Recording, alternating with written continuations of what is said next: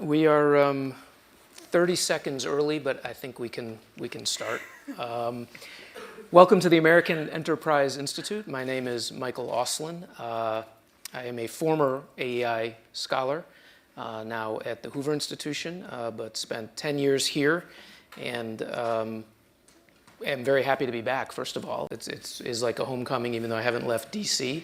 And very glad to be able to have a conversation today with my good friend Yuki Tatsumi of the Stimson Center on this small collection of essays about Japan, and very glad that all of you have decided to join us for the hour to talk about, is there any there to Japan's new internationalism and what that might mean and the like. So I think the way we'll do it is I'm going to very briefly introduce what the book is about, what this collection of essays is about, and then have a conversation with Yuki on this, and then open it up so we can have a conversation amongst ourselves. For those of you who don't know Yuki, she is one of the leading analysts of Japan, particularly on defense issues and security issues in Washington, and has been at the Stimson Center how long? 13 years. 13 years at the Stimson Center. One of the fixtures in DC to try to understand how Japan is applying elements of national power to its foreign policy and security preferences and playing that out in the world. It's a busy week right now. First of all, the president is in Asia. He was in Japan a few days ago. He was, I think, just leaving China and is on his way probably to Vietnam next, and then the Philippines. 10-day trip, so the longest since George H.W. Bush took his trip in 1991. 5 countries, a lot going on, and at the top of that list, of course, is North Korea. So it's a propitious time, I think, to be talking about what's happening in Asia, and we'll interweave elements of the U.S. position throughout this conversation. But it's also a significant week in other ways. Today is the 28th anniversary of the fall of the Berlin Wall, or the breaking through of the Berlin Wall, November 9th, 1989. So I think that makes it 28, right? 28 years. 2 days ago was the 100th anniversary of the Bolshevik takeover in Russia, overthrowing the provisional government in Russia in 1917. So it's a week to think a lot about world-changing moments, which sort of begs the question then, why Japan? Does Japan fit into this at all? And other than the answer that this was the best time to schedule this event, I would say that, yeah, there are reasons to talk about Japan in the context of a lot of these larger issues. For those of us who work on Japan and some of the folks in the room who actually literally were doing alliance management back in the 70s and the 80s, it's a different world to talk about the role that Japan plays. And as you think about engaging with Japan, the height, so to speak, the glory days of Japan's international prominence, its international presence and influence has been long over. And to our detriment, I think we have overlooked not only Japan as a player internationally, and certainly regionally, but internationally, but also have quite frankly ignored a lot of what's been going on in Japan for the past 25 years. It's sort of our modus operandi. Is the second that Japan's bubble burst, that it was no longer going to be growing at 10 or 6 or whatever % per year, we started looking for greener fields to pay attention to. And while that may be the way that we do things around the world, it certainly doesn't mean that Japan disappeared or that it didn't maintain a vibrant society, an important role in Asia, and a global role. And this set of essays was really a first attempt to at least try to discuss that to some degree in the shadow of China, in the shadow of Korea, and quite honestly to tackle a topic that many people think is somewhat fusty and not all that important. In this town, what we primarily do is look at the alliance. I've done it. Most of my friends do it. We look at, is it a new era in the alliance? How do we deepen the alliance? Where's the alliance falling short? And pardon me. And that's natural. This is what the town does. But that's only a tiny part of talking about Japan. First of all, Japan on its own as an international player, Japan's own set of preferences, its own foreign policies, its own security policies, how it articulates them, how it tries to pursue them, what its goals are. That's one element to it. But then there's the whole other element of Japan as Japan. And if you're in this room, it's probably because you haven't forgotten that Japan remains the world's third largest economy, or as I like to call it, the second largest free economy in the world. That it is a country of 126-something million people, which makes it very significant in a population sense. That it remains one of the most durable and enduring democracies in a world where we have an increasing democracy deficit. That it has an articulated civil society with all sorts of civil liberties that is challenged in many places around the world. That it has maintained all of these strengths even as it has struggled for 25 years with maintaining an economy and trying to keep a vibrant economy and the like, so that we, to, I think, again, our detriment, have not paid attention to Japan as much as we should have. That was really the genesis for this set of essays, trying to understand more from a Japanese perspective, to the extent that I could, Japan's role in the world. And if you take a look, there are copies of the book if you don't have it. There are copies out there, so please do pick one up.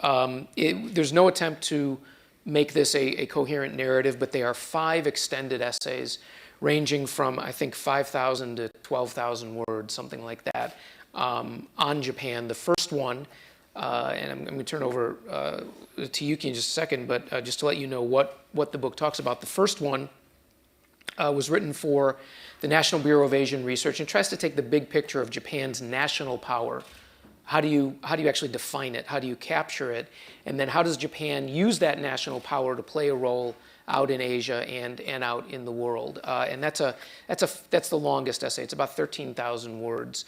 Then there's a more narrow look at Shinzo Abe himself. That was a piece published in Foreign Affairs, trying to understand if Abe really was different. Was he more of the same?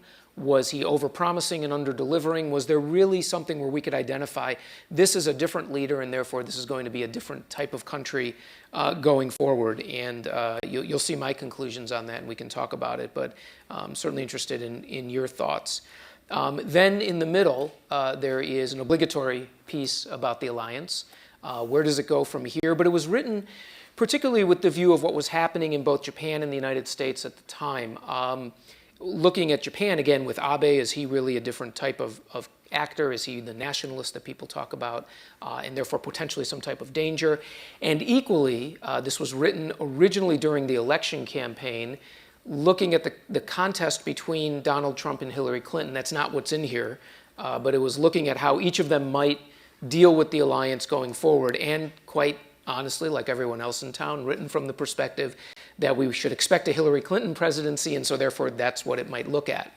It didn't get published before the election, so obviously there was a pretty significant rewrite, which was to put in Donald Trump, but what Trump policies might look like, and more importantly, the impetus behind them. Is it really a populism and a nationalism on the part of the United States that will cause us to turn away from Asia?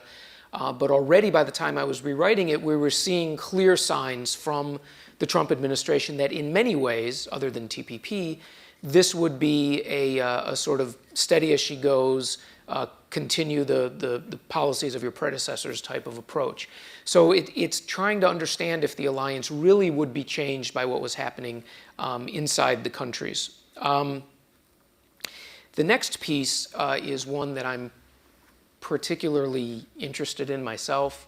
I hope you'll read it, and I'd really like to get your thoughts. It's called Japan's Eightfold Fence. It is I think it's about 6,000 words or so. And it's a piece that really tries to get at, have we just missed what's been going on in Japan for 25 years? The basic argument is we've underestimated Japan, as George W. Bush might have put it. We've underestimated Japan. We haven't paid attention. And we haven't really understood the ways that the society has evolved in the 25 years since the bubble burst and we all turned our attention away from Japan. So it looks at the real core of what I wanted to try to get at was, does Japan have a different idea about modernity than we do? Because I think there is a presumption on our part in the West about what modernity is. If you're a modern nation, you are X in certain ways. And I try to talk about what that is in terms of ideas of openness, ideas of diversity, ideas of the lack of borders against a world that should be interconnected in so many ways. And if you don't partake of X, then in some ways you're not really modern. And I think you see arguments about that vis-a-vis Japan. Why does Japan not let in immigrants and foreigners?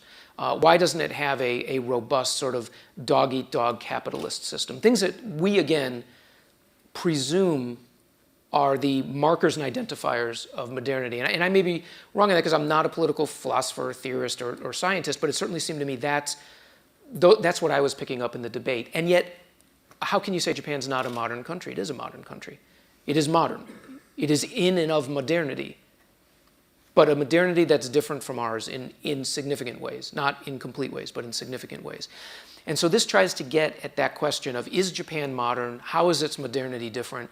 There's a long section that deals with the emperor in Japan, because as I was writing it, he announced that he would be abdicating, the first emperor to abdicate in over 200 years, which raised the question of, why does Japan even have an emperor anymore? Right? What role does the emperor play? Is it significant? Is it a complete vestige of the past? Or does it have something to say about Japan's identity, Japan's culture, and the like? And then ultimately that chapter tries to link it then to how all of that, Japan as a modern nation that has self-consciously erected certain borders against the world to maintain itself, how does that play out in the global sphere? Meaning ultimately, how do you take all of that and say, okay, now Japan is playing a role in the world? Can you even square those circles? And what are the limitations to that? And that's really what I try to do. But with all, not caveats, but all honesty up front, it's a first stab at doing something that honestly I don't think we've done for 25 years, which is take a serious look at one of the most important countries in the world. We haven't had a full book looking at Japan in probably 25 years or so, right? I mean, there was Carl Van Wolferen back in 1989, I know, and there were real problems with that. There was Bill Emmett, The Sun Also Sets, that was 90-ish, sometime around there. What was the next one after that, really? There's been almost nothing that I could think of, and friends can yell it out. But what I'm saying is, for 25 years, we haven't had a book that's really been looking at what's been going on in that country. And then that leads into the last essay, Asia's Other Great Game, which tries to make Japan relevant in the debates that we've all been having about whither America and Asia, whither China. And the argument simply being that in Washington, it seems to me, sorry, I don't know if I moved this around. It seems to me that we have talked about the great game in Asia simply as a Sino-US competition for influence, power, and the like. And that, to me, as an Asianist, completely misreads one of the key dynamics in Asia, which is the Sino-Japanese competition, which long predates the United States' role in Asia. And I presume, as a historian, I feel fairly comfortable saying this, will long antedate the United States' role in Asia. Neither China nor Japan are going anywhere. And it's their competition that in many ways has shaped Asia over the centuries. And while we like to think it's all about us, and it's all about the Seventh Fleet, and it's all about TPP, there is a much richer and deeper engagement, I think, that we can look, or as rich and deep an engagement that we can look at, which is what Japan and China are doing vis-a-vis each other, trying to do together and trying to do against each other in the region, as well as, and I would say, again, in honesty, this part did not work out nearly as well, but it's still something I think to explore. Does either of them either explicitly or implicitly hold themselves up as models for development in Asia going forward? Meaning, is it really just a binary in Asia? You either take the China route of lack of political freedom, great political centralization, a hybrid economy, but one in which the top-down approach allows you to do things a lot more quickly and easily, or do you take the Japanese approach, which is much messier, democratic, beholden to interest groups, in some ways, a controlled economy in certain elements, but certainly one in which the democratic, liberal element plays a more significant role. Are those the two choices for Asia? right? If you're Vietnam or if you're Malaysia or Burma or India even, do you look at those two and say, well, these are the two paths I have to choose? And if that is the case, and I'm not saying it is, but if that's the case, then how do Beijing and Tokyo themselves interpret that competition throughout the region? So I would say that all of these, and I hope it doesn't mean you won't read the essays, and they're designed as essays, but all of them they're all first attempts at asking these questions. They're interrogative rather than declaratory. They're really questions as opposed to saying, this is the gospel truth. But I hope what it does is show that there's a great deal more to Japan that we have ignored, not necessarily at our peril, but it certainly impoverishes, I think, our understanding of what's going on in Asia and how it might influence the U.S. and U.S. policy going forward. So I'm very glad you're here, and that's really the book in a nutshell. So with that, I'm going to turn it over to Yuki by asking her a question as someone who's looked at this for a very long time, is an expert in the defense and security issues, at understanding how policy is made in Japan, security policy, how it's implemented, how it's legislated, and therefore how it interacts at all these different points with different countries about Asia, and ask you if you think this is a new era for Japan. Is there really something different here? Or is this just a muddling through that means that, you know what, for the most part, we really don't have to pay that much attention to Japan because it's not going to significantly impact what's going on in the region? Thank you, Misha, and then thank you all for joining us. And it's a great opportunity to celebrate this awesome monograph. I got an autographed copy of this, so I feel especially privileged.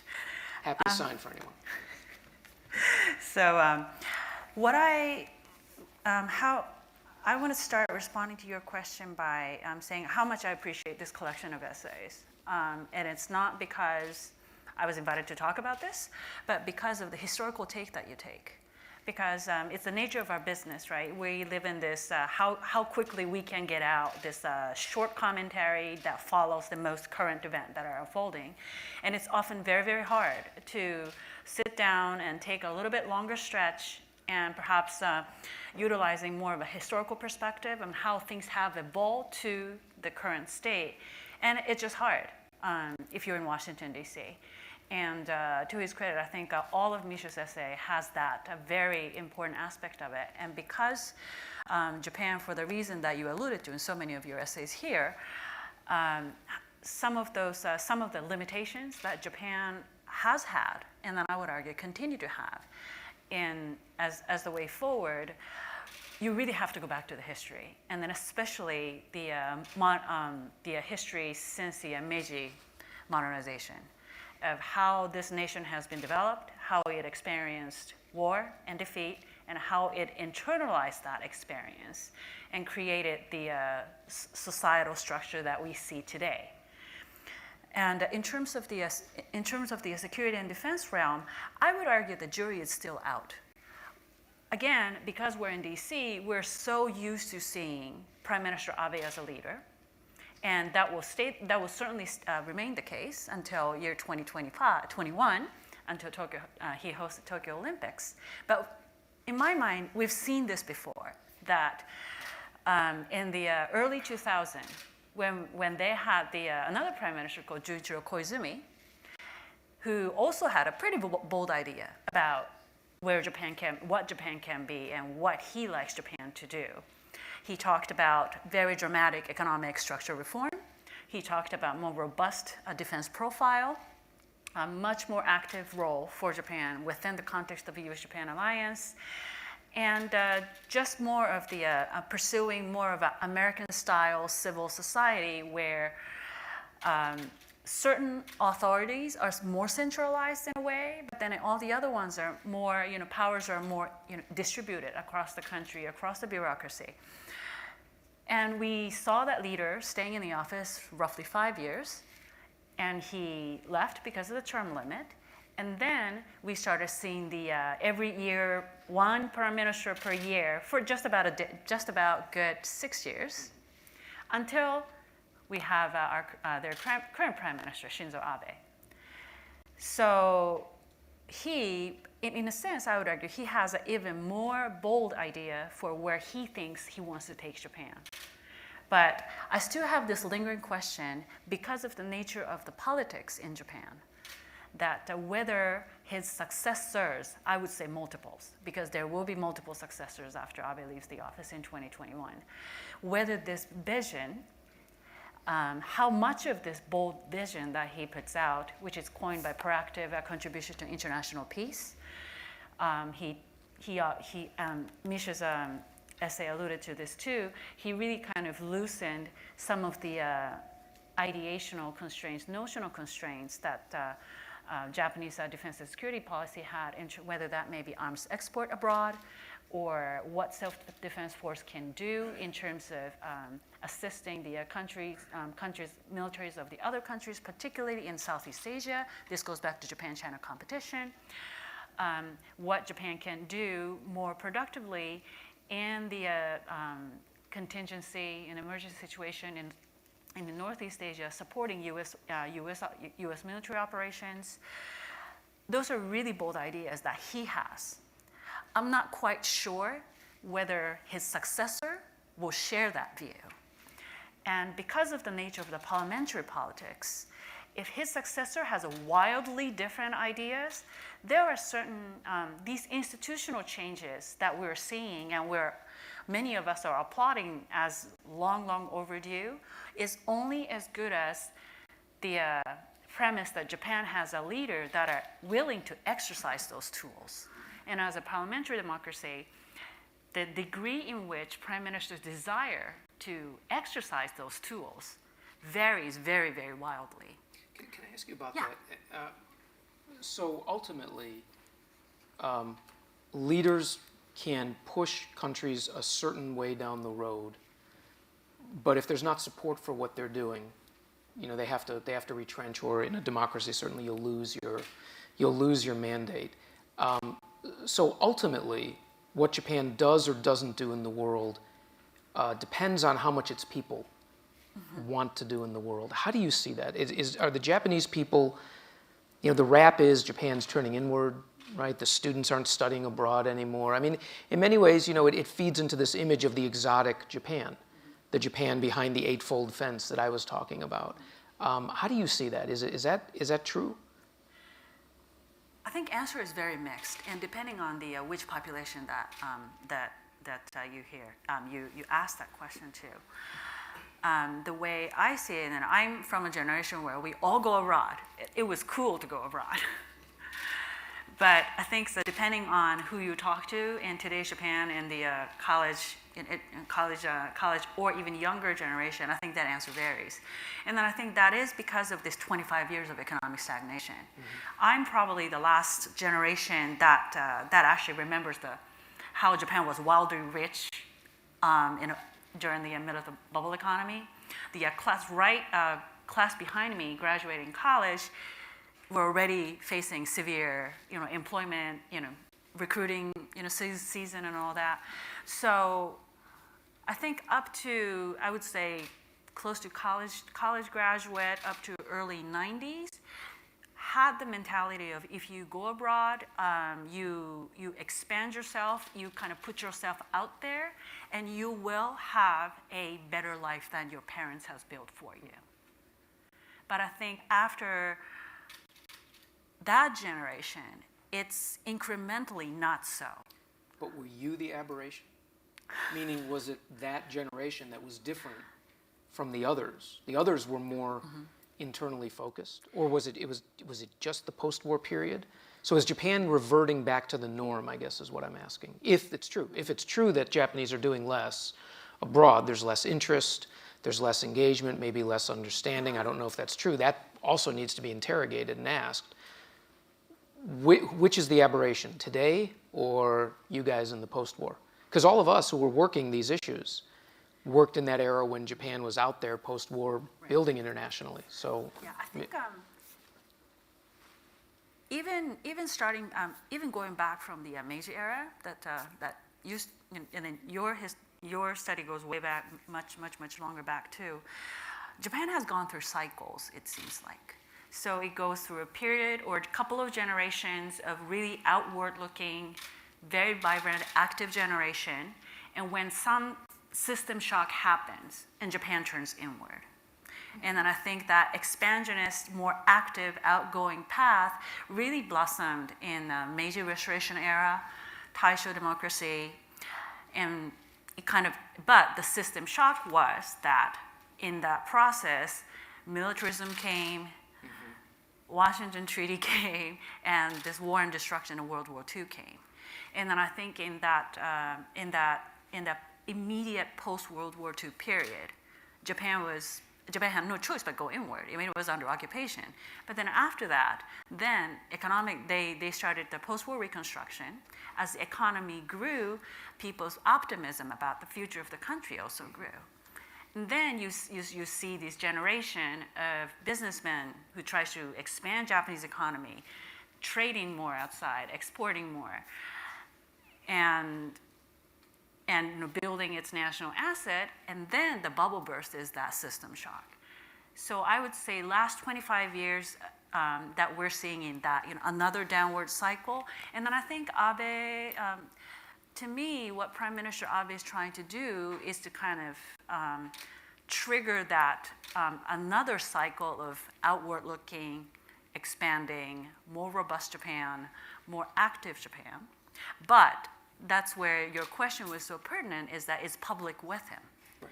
And my answer is, I don't know. And then if you look at the, just a cursory look of the polling data on the constitutional reform, for example, that inherently suggests that the Japan will be more robust in defense and security realm.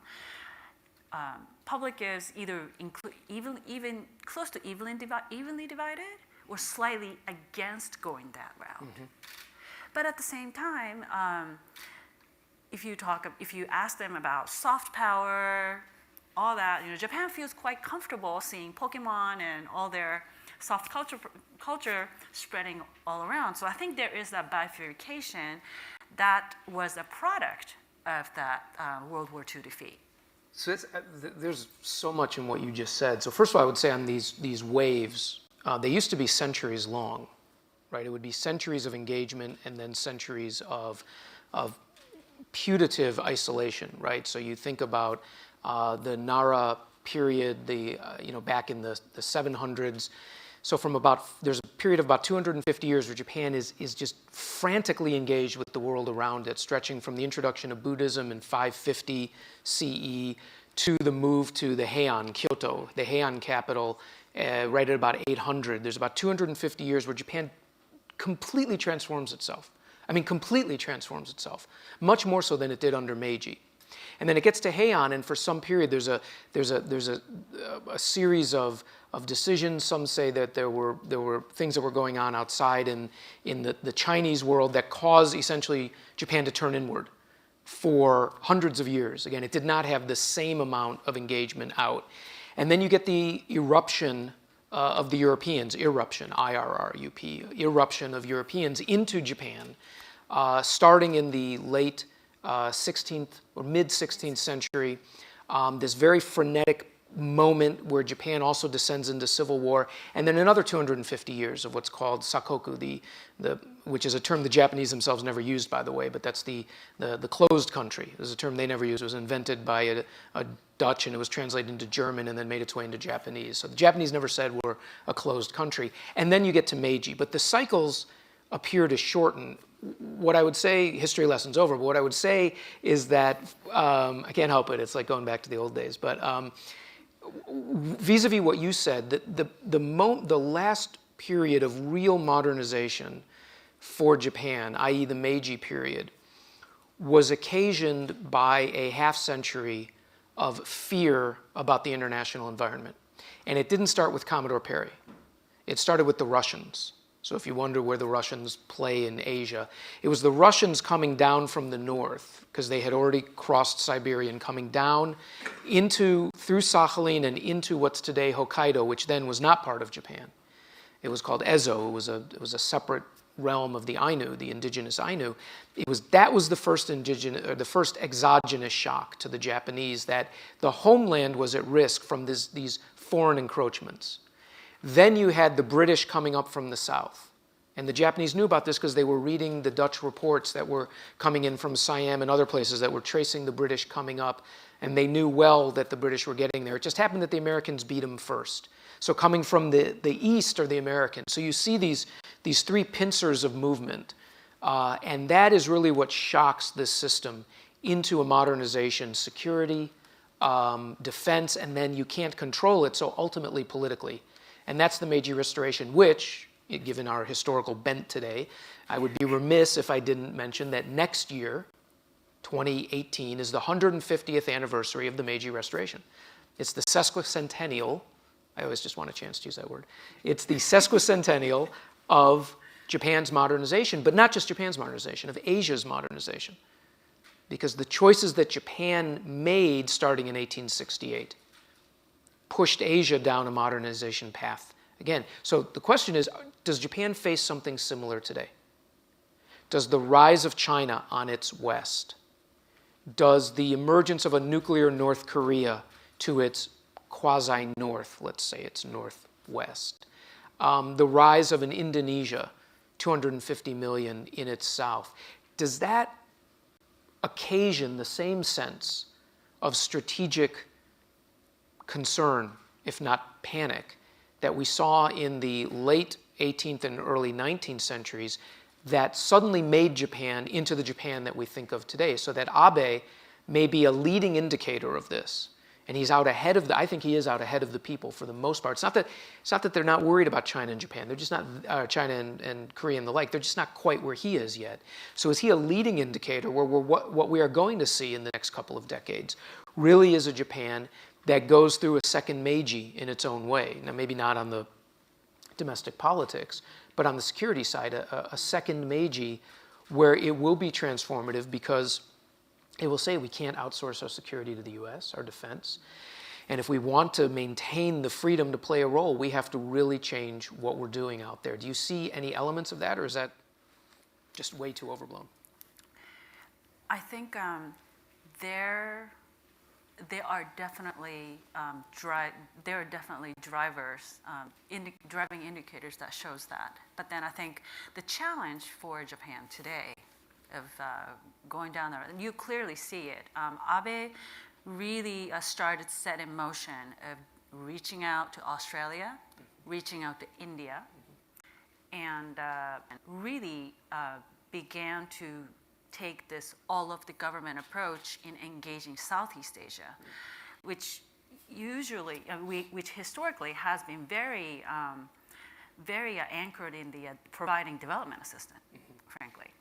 But now you hear amongst Japanese, not only trade officials or international aid folks, but then more and more in the security realm of strategic use of official development assistance. And some of those policy decisions that the Abe has made up to today, relaxing the arms export, revising of the official development assistance charter to allow Japan to provide assistance for the donor recipient recipient countries and national security purposes. So those are all indicators of how Japan is very conscious of rise of China right next door. In a sense, Japan is somewhat doing that also in Africa. They have a TCAD, I think it was the International Conference for African Development. It is solely focused on how to facilitate sustainable economic development in Africa. But that also has gained a renewed focus since Abe came in. And they started using the word quality rather than a quantity, implying that Chinese aid may be massive in its volume, but then when it comes to sustainability of it or actual genuine benefit to the recipient country, we do it better. We transfer technology, we train local people, we create local jobs. So you see definitely that competitive element. What's challenging for Abe, because he being ahead of public in this, is that where I think this kind of goes back to your 8 ring and also constraint, that Japan has been so used to them being, I guess, affluent, and by all standards, I mean, we talked about how Japan economically stagnated, but if you travel to Japan today, and especially you stay in the metropolitan area, you don't think Japan is that poor. What are you talking, what is this economic stagnation that everybody's so worried about? So I think public is still at the point where they don't see the decline. They don't feel the decline. I mean, they see it in the different way in terms of, it's harder to get job, harder to get full-time employment with full benefit. So they see it by piecemeal, piecemeal, but they don't really feel like they really, really have to change at the public level. And then I think Abe really kind of tries to, I guess in a sense, awaken the public and saying, we have this much challenges, and if we don't do anything about it today, Japan has an aging population, and the fertility rate continues to go down. We will not be able to maintain the first country status that everybody in this room is so used to see Japan being. And then I think that's where Abe's having a problem with. Another challenge that I would argue that Prime Minister Abe is having a problem with is this competitive nature of his diplomacy. Large part is driven by rise of China. But for those policy direction to be sustainable post-Abe, while he's in the office, he needs to create a narrative of that robust Japanese external engagement without using the word China or Chinese threat. Interesting. And I think we already start seeing that. He starts talking about, most recently in the summit, President Trump and Prime Minister Abe agreed on the free and open Indo-Pacific. And their core principle is rule of law, valuing the individual rights. I mean, all those modern Western democratic values are in there, but without using the word China. So I think that effort is, he's been working on it for a while. I think he's going to sharpen that, sharpen his pencil and continue to sharpen that concept.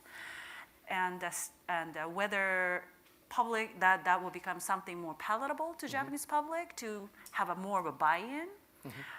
Or have a broad sharing of that strategic vision amongst his successors' cohort. I think it's a jury is still out. So before we go to questions, to have a discussion, let's get down to brass tacks, because you mentioned the challenges that Japan faces. And I said Britain because I was at a meeting this morning with a very senior British official. And they're thinking the same thing too, right? What does Brexit mean? Will we remain robust? We're a small island, and how do we compete with everything that's going on? So we can say all we want about Japan, but you mentioned the demographics, and actually I think the fertility figures have actually ticked up a little bit, but it's under replacement, and it doesn't help that much, right? So population is declining.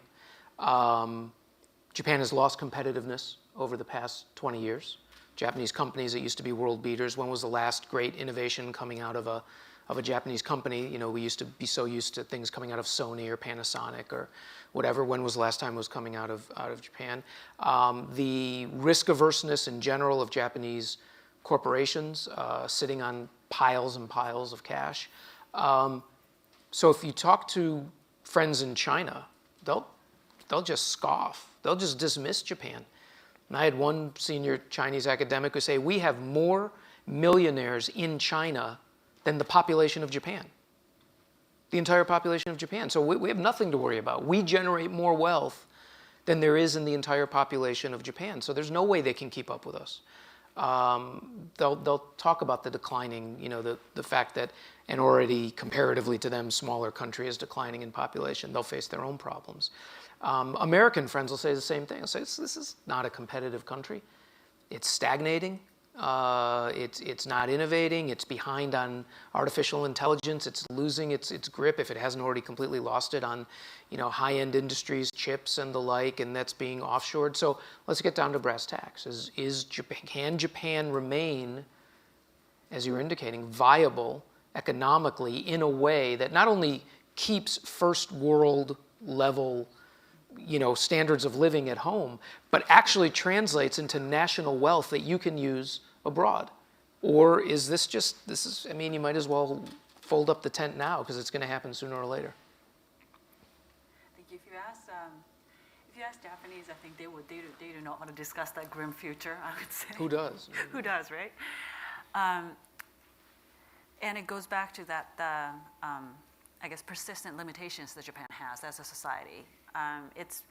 But for a while, we were looking around, when we were doing this Brexit, and for thought in Europe, we thought we were going to see all this ultra-rightist government, popping up here and there. And you look at Japan and say, oh my God, they're so stable. Yeah. And I think stability comes at the cost of those bold ideas and quickly moving. And I think it depends on where you put your value. I think Japan historically has as it tries to absorb influence from abroad, as it modernizes itself, or as it tries to economically develop itself, it has always chosen to internalize those new elements and create something that are more palatable with the existing societal norms and cultural framework. Mm-hmm. And I think they're in the midst of doing that even now. They talk about innovation. They talk about small business. Small business needs to be needs to be more vibrant. But then let's face it, their loan practice is still very traditional, not very conducive to startups. This risk averseness really inhibits vibrant venture culture, because here you talk about venture company starting the business, bankrupt themselves, and restart again, and that's a part of the healthy business cycle if you're trying to start up your own business. But in Japan, once you have a failure, most cases you're done. No bank will lend you money. There will be no credit holders. So there always is a desire to get to somewhere more vibrant, somewhere better, mm-hmm. which often gets held back by Japan's, I guess, almost reflex to try to hold on to what they know. And so if you value those, continuing outflow of bold ideas and dynamism, I don't think we will see a whole lot of that from Japan. But then after all the other countries go through political turmoil and social upheaval, you look at Japan, you can bet that Japan continues to be one of the most socially stable and safe country. Mm-hmm. So I think my answer is, it kind of depends on what you value. Yeah, and that's really what I was trying to. I think you articulated it so well, and that's what I was trying to get to in that Eightfold Fence essay, was that trade-off between stability and dynamism, or uncertainty and certainty. But that also, if we move to questions right now, but also should note that in Japanese history, that stability, which can be centuries long, is then punctuated by extraordinarily destructive instability. Whether it's the 1930s or it's the Sengoku Civil War period of the 1500s, there are periods of extraordinarily destructive, you want to think of it as creative destruction, you can, but it's mostly just destruction, instability, and then you get back to this, there's Japan, it hasn't changed for 50 years. So we may not in our lifetime see it, but I certainly would think that the balance of history shows us that there is at least a good chance that you'll see another cycle like that. So why don't we move to questions now? We've got about 15 minutes to engage in a discussion. I don't know if you've read some of the essays and have reactions. It'd be interesting to hear, or general questions on this or anything else we've been covering. We do have a mic, so if you don't mind just saying who you are and asking a question, appreciate it. Yes, over here. Stanley Kober. You've touched on the economy, but I'd like to probe that further because I think it's really much more great. Japan's national debt is over 200% of GDP now and growing. On a per capita basis, that's over $90,000 per person compared to about $60,000 for the United States. And this raises the question, they can't work it down. Do they default? Do you have a sovereign default? And what the implications of that would be. And I see no indications it's going to be worked down. So unfortunately, you're asking that to two security people who have no idea how to really talk about the economy. Any but economists out here? yeah, but That that's can what we help us? need. I would say though that one difference, of course, is that the vast majority of Japanese debt is held at home, and so the default is a different type of equation. They don't have to go out on world markets yet to finance that debt, and so they don't have to worry about interest rates in the same way. And obviously, you've had basically zero or negative interest rates in Japan for decades. So again, unfortunately, I don't know the answer. I don't know if Yuki knows the answer, but they are testing the proposition that you can have. I think the latest figure I saw was 242% debt to GDP. It's probably higher than that now, maybe 280. The one more I think to worry about is China, which is heading into that with a far more opaque banking system, far more informal lending mechanisms under the table. Japan's big bang in the 1990s really did clean up a lot of the questionable debt, the bad debt, righted the bank's balance sheet so that maybe it allows for a strength in the system that you can add on this debt that's mostly domestically held. But I'm already way out beyond my knowledge level. I think for what we do, the question is how does that somehow translate into constraints on budgets and what the government can do in terms of a defense budget or a foreign affairs budget or an overseas development aid budget.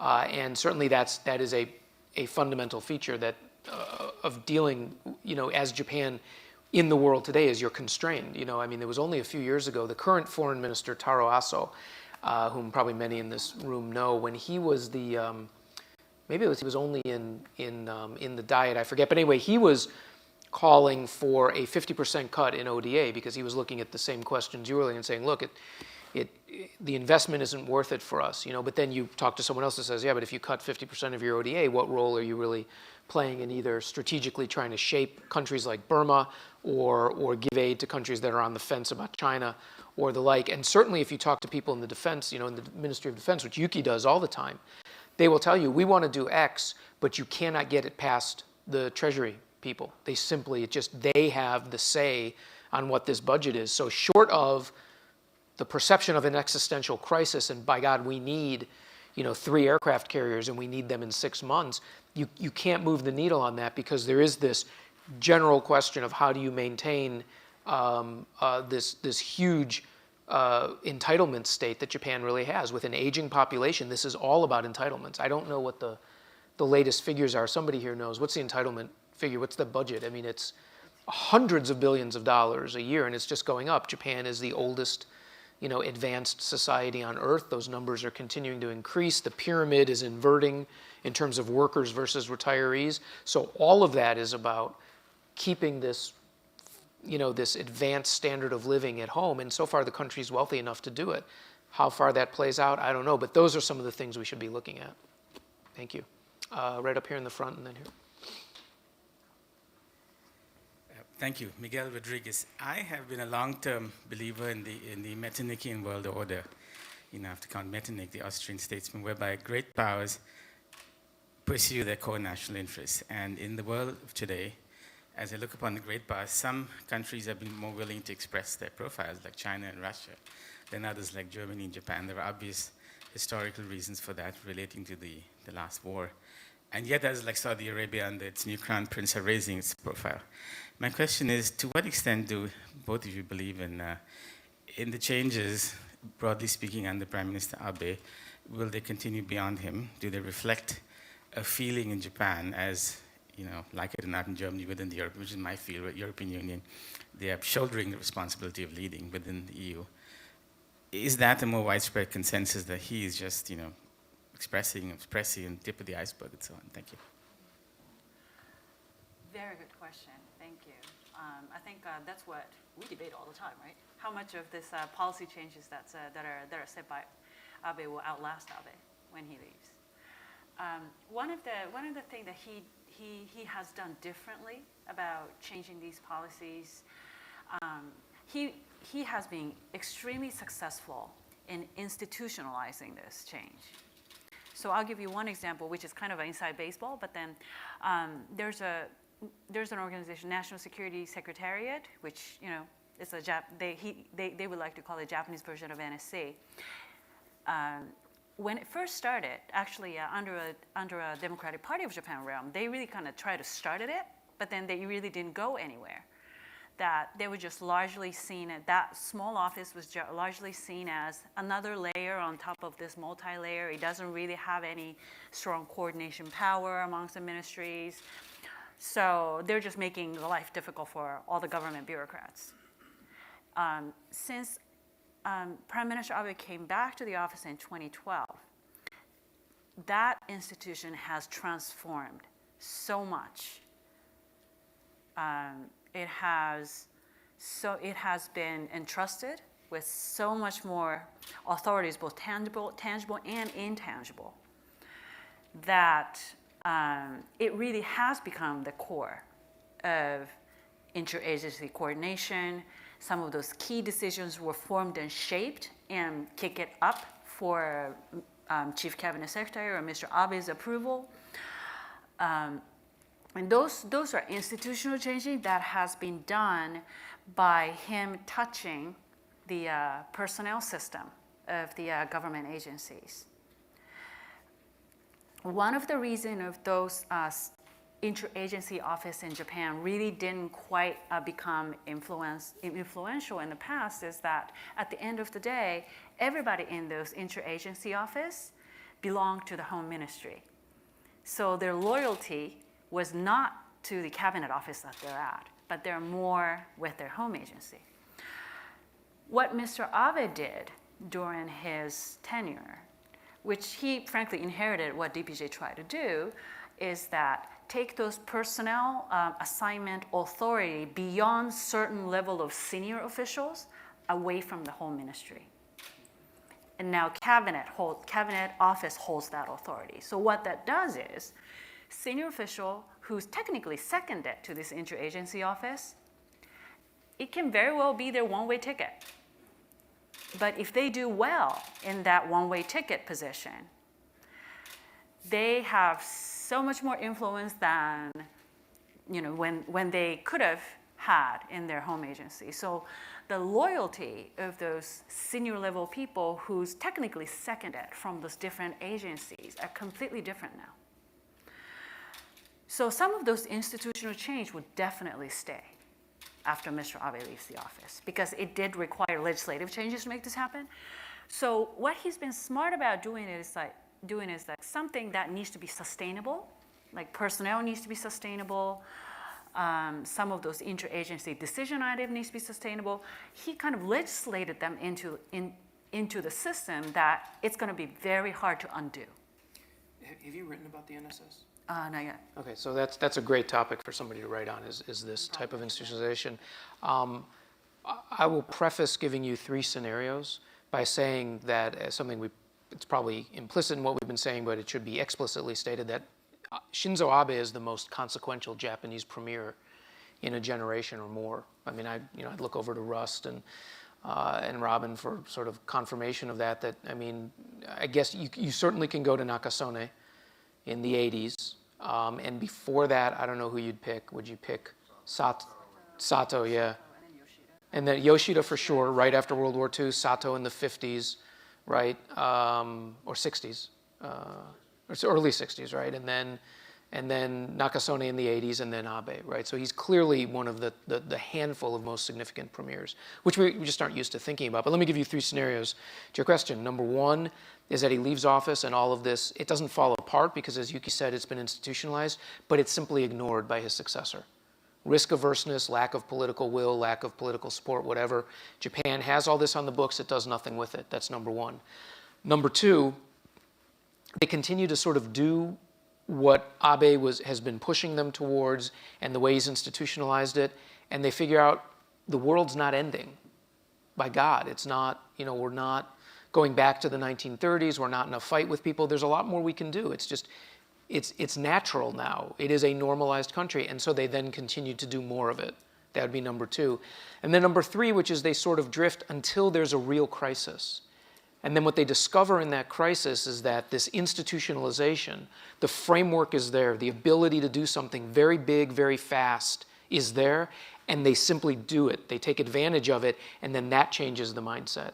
So it seems to me it's either going to be neglect, sort of a benign neglect, a realization that doing this doesn't end the world, or suddenly something becomes a catalyst where it becomes clear why you have all these things, and they take it, and that then maybe moves them in a new direction. And for anyone out there who's just thinking, well, yeah, but ultimately what's Japan really going to do? All I would say is talk to your Chinese friends, because they are the ones who remain the most concerned about Japan. And I think it's a genuine concern. I don't think it's a red herring.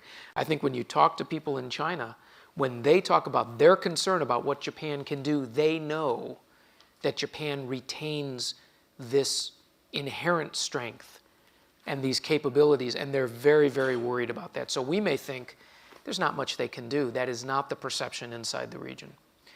So we have time for one, maybe two more questions. We have one here and maybe another one.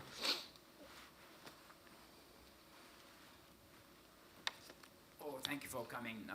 My name is Mitsuo Nakai, Japan native, U.S. citizen.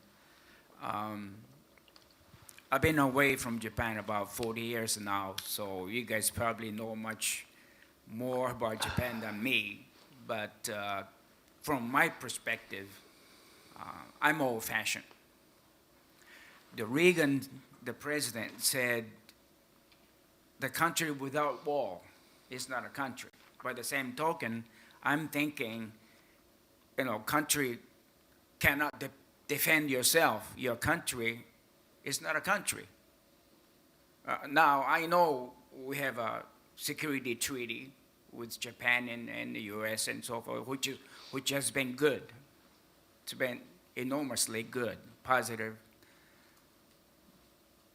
But if you can't defend your country, China is doing it, other countries doing it. They're spending money. In fact, China is spending, 7.3% of GDP, something like that, enormous amount to build up the military and so forth. We can talk about the economy all day, but I mean, in my opinion, it's not good enough. I'm not talking about going back to imperialism. That's not what I'm saying. But I think maybe now that Abe has won the election, maybe it's time for him to keep moving on changing the Constitution, including Chapter 9. Okay, but his hands are tied in the back because of public opinion. I'm sure she knows all about it. So my question is, which direction the Japanese public is moving towards? How much Abe can try to change the Constitution? Look at North Korea. Look at China. You're gonna. That's my question. Yep. It's a difficult question. It's kind of ironic because there are certain things in the realm of security and defense that is actually hard for Prime Minister Abe to do because of the perception that people have about him. So when he first became the Prime Minister in 2006, even in this country, oh my God, right as Abe became Prime Minister, is he going to try to make Japan more independent from us? Is he going to be more aggressive? So those for better or for worse, that is the perception that he gives out. And that makes certain changes that he wants, I think, and then also I would even argue maybe good for Japan, like constitutional changes, so that Japan has the full-fledged self-defense force that can both defend and attack, those things are difficult because of this perception. So hindsight is 20/20, but it would have been much easier for someone like Prime Minister Noda to do exactly the same thing. And I bet you would see much less pushback. And he did some, right? He did some. And like arms export control relaxation, he started that. He was purchasing F-35, and that was a catalyst for taking this whole new look at the way that Japan has been doing the armed export business. And that really paved the way for Prime Minister Abe setting the course on current arms exports, revising the ODA, and all the other ones. So I think I would say yes, country that cannot, I would say the two things. A country that cannot defend itself is not a country. Right. That is absolutely true. But at the same time, someone has to pay the bill for that defense force. So in that sense, economy and defense do go hand in hand. Yeah, and I was going to say, and this is a very good point to raise, that this has been bipartisan in Japan. It has been bipartisan. It's not that it's just Abe sort of comes to power and says it's time to, reconstitute the Imperial Japanese military. It's not what he was, this was from Noda, and it was even a little bit from Kan. I mean, they've been moving in this direction, and then it started with Abe in his first term, and it was Koizumi before that. So I know we're out of time. Maybe we can just get one last question in, and then we'll finish up. We're not running anywhere quite yet. Yes, right here in the front, please. Hi, Chris. I think if you just speak into it, it'll come on probably. My name is Chris Cerrone. Thanks so much for your presentations here today. I think there seems to be some agreement that Japan would most likely benefit from an infusion of new ideas and dynamism. If you look around the world, countries in that sort of situation tend to look toward immigration as a way to do that. I know that's a touchy subject in Japan, but what are the prospects from your perspective of Japan maybe recognizing that and acting on it in a serious way as a way to address some of the economic challenges, the budgetary challenges, and even the aging population challenges? From where I sit, things are not looking very optimistic, because even before talking about immigrants, I think Japan is one of the few countries that don't recognize dual citizenship. So, gentleman sitting next to you, he probably had given up Japanese passport when he became naturalized. And it's there's no sign that they will change that policy. If they start changing that policy and just simply by allowing having a dual citizenship, or, I'm not saying that, EU in a way, but Schengen in a way, but just by simply allowing that will make the people's back and forth between Japan, in and out of Japan, much more dynamic, whether that may be for schooling or business, or simply going overseas to live and come back. And that, it seems to me that accepting immigrant for Japan is kind of like 3 steps too far right now. That there are a couple of steps that needs to happen, which is dual citizenship issue, I think in my mind, is one area, and the other area is the permanent residency system. That right now, the Department Ministry of Justice does have a process.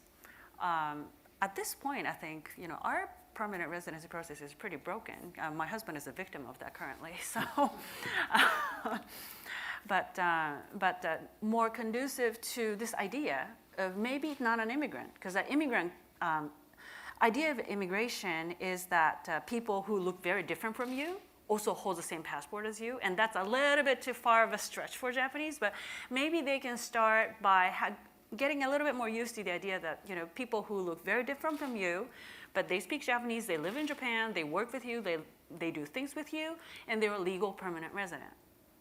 I think if that notion starts to getting more acclimated and more societally widely accepted, I think it will be a good kind of intermediate stepping stone for Japan to address some of those, labor shortage and the aging issue. Yeah, briefly, I would say not only do I completely agree, but that's the, first of all, but even if you do that, that's going to be a very small slice, right? People who can speak Japanese and therefore operate within the Japanese economy and society, it's going to be pretty minimal as opposed to the way we do it here. That said, though, Japan has an enormous number of foreigners.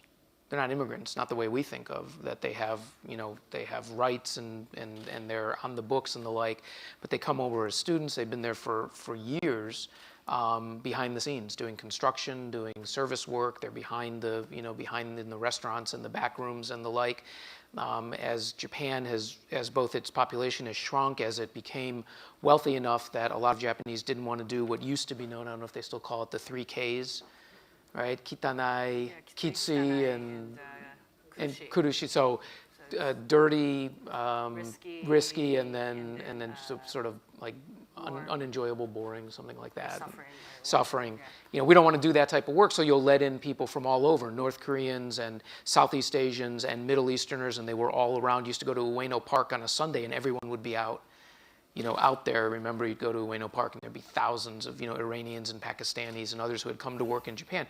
So they actually have probably kept the economy going in a lot of ways in which it's invisible, but it has not made its way to that level of saying, okay, we have this and we live through it, so now we can bring it to that next level.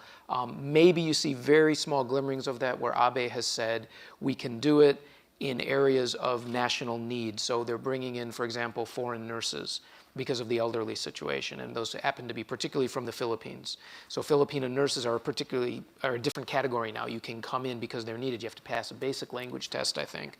But again, you might just be seeing the thin wedge in. But that's one of the great questions facing Japan, and it is this question of barriers and boundaries against the world to maintain the stability and the coherence that Yuki talked about that we think is negative, but it's a trade-off that the country so far is willing to make. Does that continue? That's why Japan's story hasn't ended yet. But our time has. So I thank you for coming. I hope you enjoyed the discussion. We'll be hanging out for a little bit. There's coffee, there's cookies, and there are copies of the books if you don't have it. So thank you very much. Appreciate it. Thank you. That was good.